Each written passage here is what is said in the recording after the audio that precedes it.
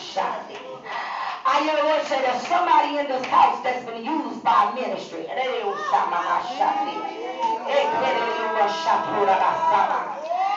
somebody in this house, my God, that gave everything you had to give to the ministry. Yes,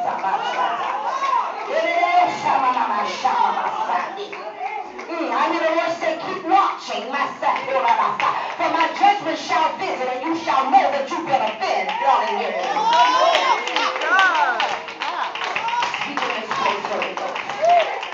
Speak in this place. Speak in this place, Holy Ghost. And so look now, look at what happens. Then Judah, he went to Tamar, his daughter-in-law, and he'd already lost 2 sons. And so now he tells Tamar, he says, you know what I want you to do, Tamar? I want you to stay a widow, and I want you to go back to your daddy's house. Don't come to my house, but go back to your daddy's house and stay there until Sheila gets of marrying age, and I promise that Sheila will be your husband. And so what does she do? She goes back to her daddy's house and she waits. And I heard the Spirit of the Lord tell me, even as I was studying this message, he said, tell some of them, my God. He said, for some of you, he ordained for you to go back to the drawing board. He ordained for you to start over. He ordained for you to lose what you lost. He ordained for you to go through what you went through. He ordained it, my God, because he said, I need you to go back to the drawing board, my God. He said, because when you came from there, my God, you got off in the spirit just a little bit. And he said, what you picked up was going to hinder you along the way. So I'm sending you back to the potter's wheel. You got to go back to the potter's wheel. Go back to the drawing board. But I heard the Lord when he said, when you get back to the drawing board, don't get bitter, just get better. Because sometimes, my God, when we've lost everything, we have a tendency to get bitter about it. But I hear the Lord say, that's the time that you got to bury yourself in grace, and bury yourself in his word, and bury yourself in his spirit, bury yourself in prayer, my God. So as the God of this, the root of bitterness, he doesn't want you to get bitter, he wants you to get better.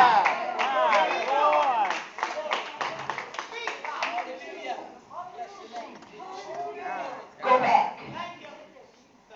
Go back to your daddy's house and wait right there.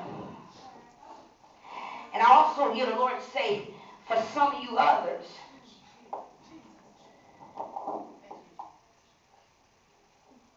the enemy wants you to go back to a familiar place. Yes. You wondering why you catching so much hell and you keep saying, I want to give up, I want to give up. Is it really worth it? It's in this house tonight. Let me explain something to you. I am a prophetess, but I don't necessarily come lay hands on you and speak directly to you. A lot of times the Spirit of the Lord uses me to prophesy right while the word is coming. And sometimes we miss our word because we expect it to come the way we are used to it coming. But I already told you, my God, that God is trying to break us out of this church as usual complex, and he's trying to get us unusual people. Are you hearing me?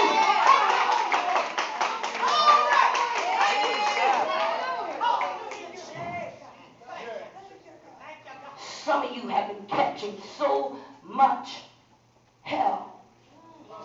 You've been going through so much stuff. Torment, turmoil, agonizing over one thing, and as soon as it looks like you're just about to get over this and come out of this, it seems that you step right in the midst of something else, and the enemy is now beginning to launch an attack against you and beginning to tell you, you might as well give up, you might as well quit. And I hear the Lord say there are even some of you that find yourself in a spirit of apathy. In other words, you're beginning to get indifferent. You're beginning to get to the point where it really don't even matter no more. I'm coming to the church, but is God really going to do anything for me? I'm coming to the church, but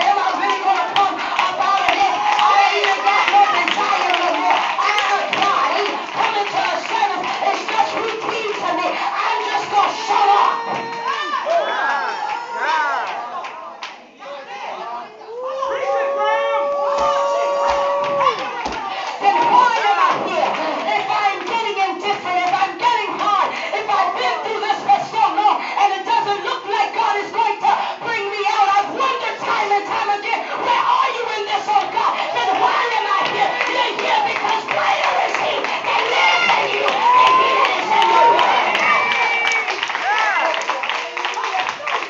Your spirit cried out. Your spirit prevailed against everything that came up against you. Your spirit has you here because your spirit said, I need to be fed because I got to get stronger than the situation. That's why you're here.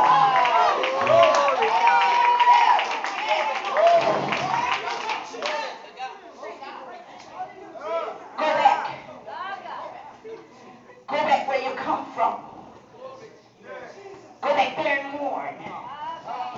Go back there and go back there and constantly be reminded of what you lost. That's the state. That's the prison. Yeah,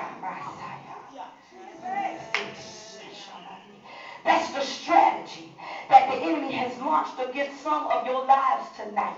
He wants you to go back and he wants you to get in a familiar place. Back to last night. Back to that relationship. Back to that bad situation. He's telling you to go back. Back to that loose life. Back to that life of being yoked up by sin. He wants you to go back. And when you get back there, it's not going to be pleasurable for you. Oh my God. All you can do when you get back there is knowing what you lost while you're over here. I hear the Lord say because he already got his hook in you now. He said you already tasted of his goodness. He said so even if you go back, my God, all you're going to do is mourn. My God, you're still not going to be happy. So you might as well advance. You might as well move forward. You might as well make up your mind. Just stand still and see his salvation.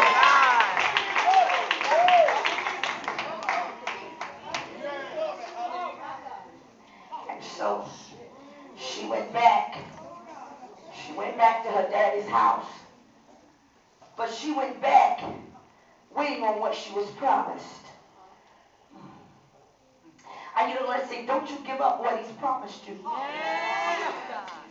hear the Lord say, hold on to the word. The word is still good. He is still going to do it. He did send the word. His word may come forth and go back to him void. It's got to accomplish what he sent it to do. Hold on to the word. It might be tarrying, but I hear the Lord say, hold on to the word.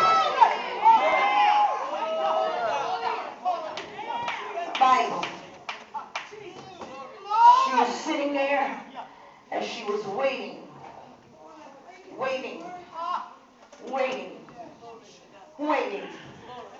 And while she was waiting, she was mourning, staying in the state of a widow. And then one day, don't you know that sometimes when you've been waiting so long, you get desperate? And see, I come to talk to some people that did some things out of desperation that you ain't pleased about tonight. You felt as though your back was against the wall, and you did some things that because you were desperate, you were grasping for straws, you were trying to figure your way out. You did some things. I'm talking to somebody that you're not pleased about tonight. As a matter of fact, when you think about it, you drop your head in shame saying, how did I do that? How did I allow myself to get to that place? I come to talk to you tonight to tell you that you are pride.